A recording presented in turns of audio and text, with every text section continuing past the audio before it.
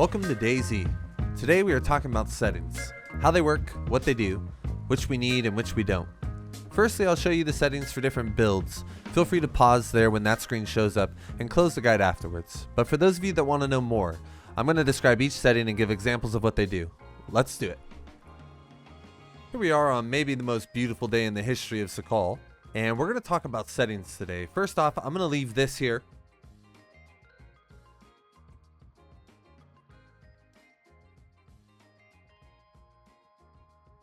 So if any of you guys just wanted to get the best possible settings, it is there for you to consume and just do it like that, okay?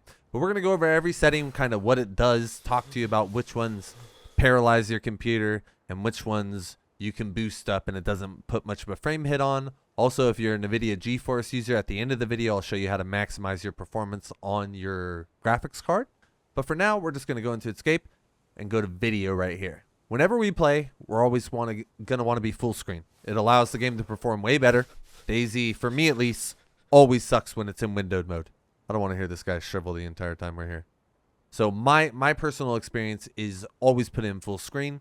You don't want VSync on. Once again, if you're a NVIDIA person, we could set the frame cap in NVIDIA settings, and we'll do that at the end as well. But let's get into these settings here. And the first one we're going to do is terrain visibility. I think we're at the perfect spot for this, actually. So if I go in here and I go to terrain visibility, this is going to be an incredibly important setting. So if you look at this mountain in the very back, it's drawn when it's extreme. If I turn it down, that mountain's going to disappear, right? This guy right here, this whole guy. As I lower it, the terrain starts to disappear all the way down to poor, where I can only see this close mountain on the left here. But as we put this higher, we see more terrain, and that doesn't necessarily put a huge hit on our computer, but it does put a large hit on. So something I recommend is medium to high is more than enough. High is like, if you have a strong computer, in my opinion, there's no real reason to go to extreme. It's just a lot. So high is kind of like the middle ground, where I'm never going to shoot someone beyond this ridge. I'm never going to see anybody beyond that ridge anyway, right? So in reality, putting this above is just for our eyes and less so for our gameplay. So I like to leave it at high. Next up, we have object visibility, and I think this is going to be better seen if I zoom in here. All right, so first off, we have this compound here. What I want you to focus on is this compound here and those trees up on the hill, okay? Object visibility is going to do the same thing as terrain visibility, but it's going to do it for all of the objects. Objects being trees, not just like items that spawn in the world, but trees being buildings, being sheds, everything, right? Anything we draw. So as we hire this, we're going to get, see how the trees are filling out on the mountainside? And as, oof, I guess I extreme lowered it, but as we lower it, some of those things are going to depopulate, right? All the way to here now where we're poor. Now let me give you an example. If I keep going back, the buildings here will disappear. Boom, right? And if I go into settings and I go to video and I make this higher, see how they just pop back up?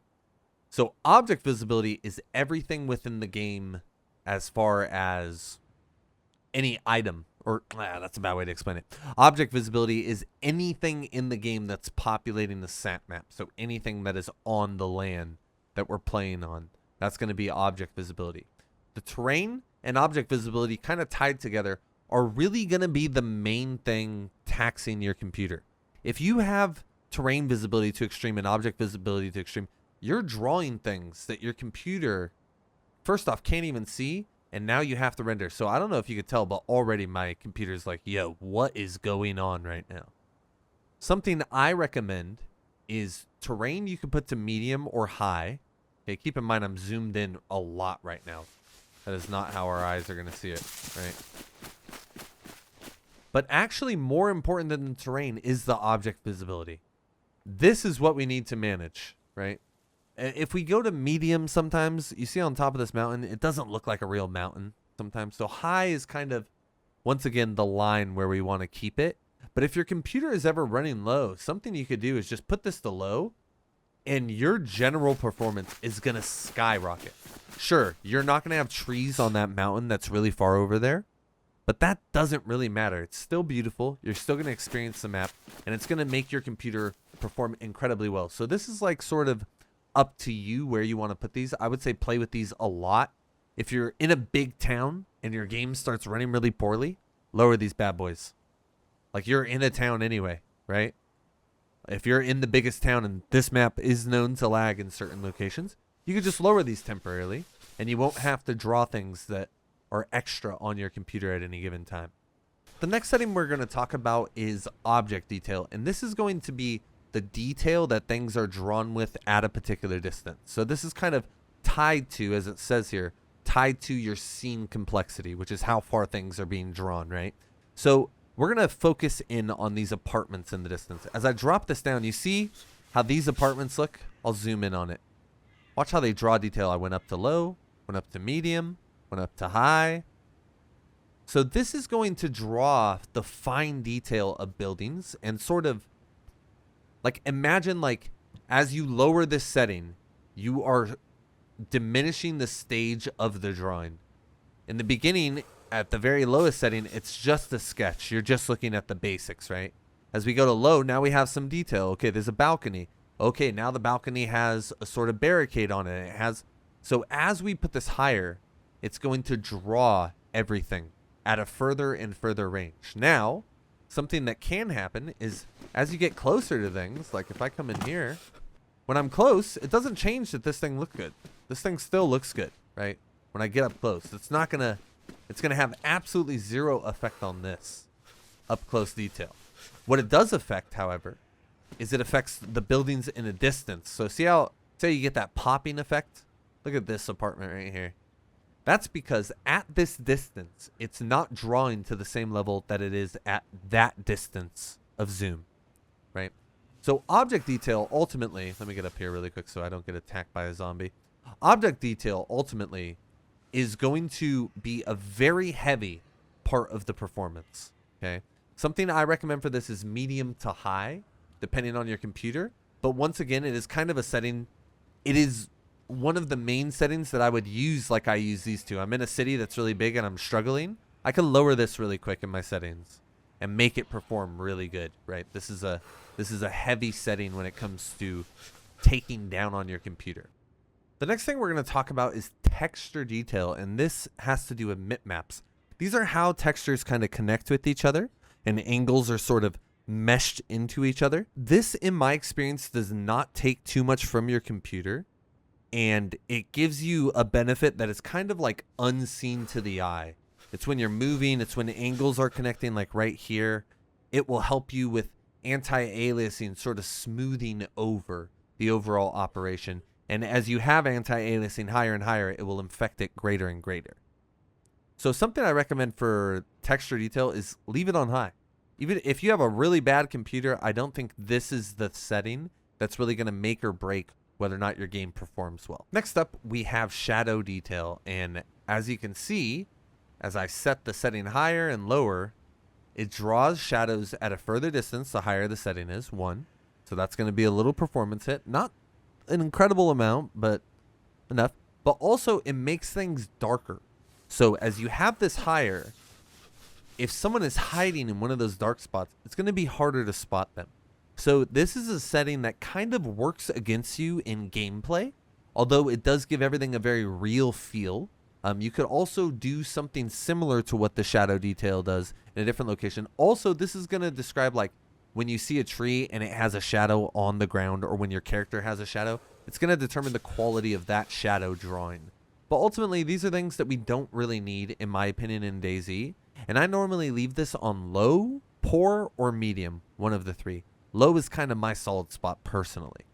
Next, we're going to talk about texture filtering, and this is like going to be how our edges are feeling. And it's not a setting that we think about very often, but it is constantly going, and it makes the scene feel more real the higher it is.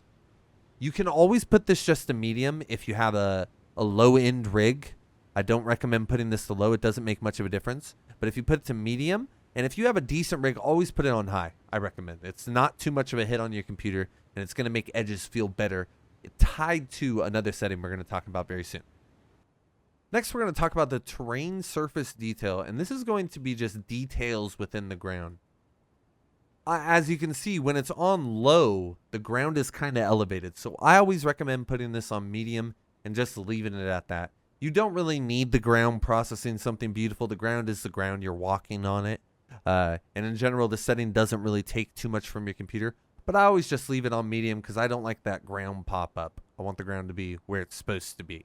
After this, we have post-process anti-aliasing. And this is going to work in tandem with hardware anti-aliasing. What I always do, first off, let's just talk about what anti-aliasing is. These are our edges. These are like smoothing our edges out. I'm going to show you how bad it looks. Watch this. Let me get into the town here.